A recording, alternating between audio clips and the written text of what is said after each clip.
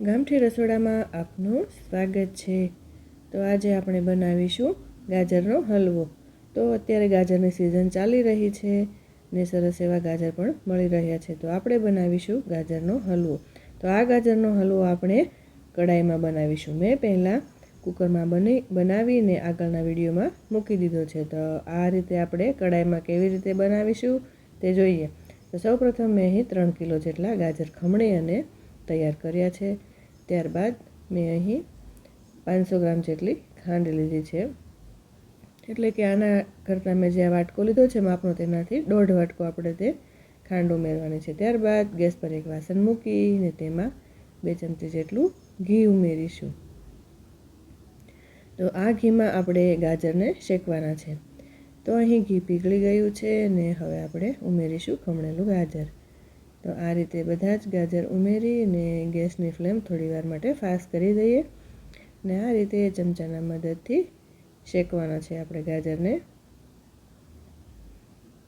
તો આવી રીતે આપણે પલટાવતા જઈએ અને ગાજરને શેકતા જઈએ, જેથી તેનો થોડો એવો પાણીનો ભાગ પણ બળી જશે અને બધા જ ખમણેલું જે ગાજર છે તેમાં ઘી પણ બરાબર એવું મિક્સ થઈ જશે। તો આ રીતે આપણે શેકવાનો છે।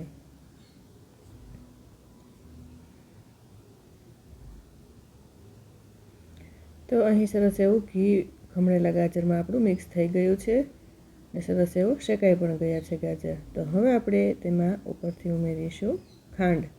તમે સાકરમાં જો બનાવવો હોય હલવો તો પણ બનાવી શકો છો। તો આ રીતે ખાંડ ઉમેર્યા બાદ તમને જો સ્વાદમાં થોડી ઓછી ખાંડ લાગે તો તમે ફરી ઉપરથી પણ ઉમેરી શકો છો। તો આ રીતે ખાંડ ઉમેર્યા બાદ આપણે બધું જ મિક્સ કરી લઈએ ને અહીં આપણી ખાંડ ઓગળી ગઈ છે ને હવે આપણે ઉપરથી ઉમેરીશું દૂધ। મેં અહીં દૂધનો ઉપયોગ કર્યો છે। મેં અહીં લીટર 1 જેટલું દૂધ લીધું છે, 1 લીટર જેટલું। તમારે દૂધની જગ્યાએ માવાનો ઉપયોગ જો કરવો હોય તો પણ કરી શકાય। તો આ રીતે સરસ એવું મિક્સ કરી લઈએ અને આપણે હવે દૂધને ગેસની ફાસ્ટ ફ્લેમ પર જ બાળવાનું છે। તો આ રીતે આપણે દૂધને બાળવાનું છે અને ચમચાના મદદથી વચ્ચે વચ્ચે આ રીતે ચલાવતું રહેવાનું છે। તો આ ગાજરનો હલવો તમે શિવરાત્રિમાં પણ લઈ શકો છો, ઉપવાસમાં, અને કોઈ પણ ઉપવાસ હોય જેમ કે એકાદશી છે ને કોઈ પણ ઉપવાસમાં પણ તમે ફરાળી લઈ શકો છો।